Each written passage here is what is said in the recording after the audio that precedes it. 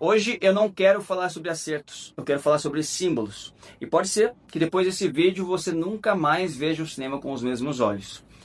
Isso eu espero muito. Olá, eu sou o Lucas Melges, sou ator, escritor e outras coisas mais dentro deste mundo complexo da arte. E hoje eu quero falar sobre cinema com você. Em 2012 eu me tornei ator, eu dei meus primeiros passos na carreira e dentro desses 14 anos, entre altos, baixos e algumas pausas, eu participei de alguns trabalhos bem interessantes, alguns que gosto mais e outros que eu nem gosto tanto. E este foi o meu primeiro longa-metragem como protagonista, tudo se deu em 2012. E não, ele não é um grande filme, mas talvez seja exatamente por isso que ele seja tão importante pra gente aqui hoje. Porque hoje eu não quero falar sobre acertos, eu quero falar sobre como mesmo em filmes falhos, o cinema às vezes revela verdades muito profundas.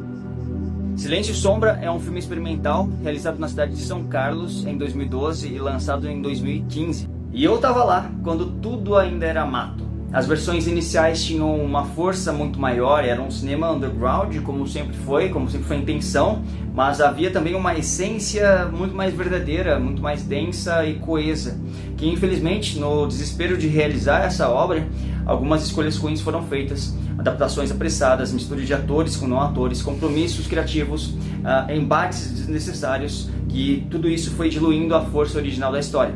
Tudo para que o filme fosse feito, e ele foi. Só que hoje eu olho para esse filme como um espelho de tudo que não se deve fazer na carreira.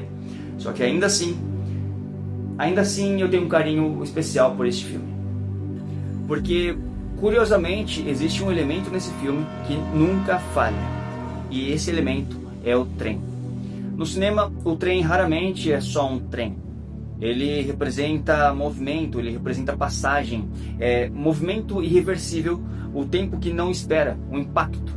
E desde os primeiros registros dos irmãos Lumière, o trem carrega uma ideia de impacto. Algo que vem, a gente não tem controle, algo que está vindo na sua direção e não pode ser interrompido. E nesse filme, sempre que o trem aparece, alguma coisa morre. Às vezes é um personagem, às vezes é uma decisão e às vezes é só uma parte da inocência do personagem que vai embora. E mesmo sem pleno controle desses recursos que a gente tinha, o autor sabia o que estava fazendo. E aqui, nesse filme, o símbolo funciona.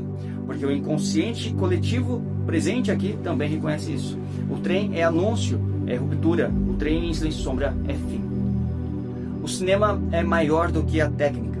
E ele é linguagem, ele é a linguagem do inconsciente. Às vezes um filme falha na forma, mas acerta no símbolo, como é o caso aqui. E o símbolo não pede permissão, ele não se apresenta assim, ele simplesmente aparece. E o trem nesse filme é exatamente como eu vejo, um presságio. Hoje, 14 anos depois do meu primeiro papel principal da minha verdade em cena, mesmo com pouca técnica, dicção ruim, pouca experiência, eu percebo que aquele trem não falava só da narrativa, ele falava de mim. Da pressa, do medo de não realizar, do risco de atravessar etapas antes do tempo. Algumas mortes são necessárias, isso eu descobri, e outras são evitáveis. Nos últimos dias eu tenho falado muito sobre a morte do personagem, e ao mesmo tempo entendido mais sobre mim mesmo enquanto personagem. E é aí que o cinema deixa de ser apenas meramente um filme, ele se torna um espelho. O cinema nos ensina mesmo quando erra. E se você aprender a escutar os símbolos, a escutar o que o cinema está dizendo, eles vão mostrar um caminho antes mesmo da colisão. Às vezes basta que você consiga ouvir o trem se aproximando. E se você gosta de cinema que transcende a superfície, esse espaço é para você.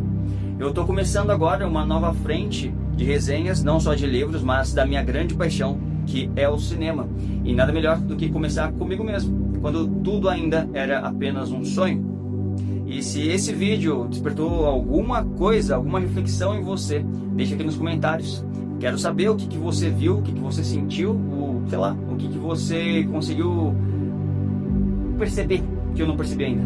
Isso fortalece o espaço e abre caminho para os próximos takes. E eu te vejo no próximo.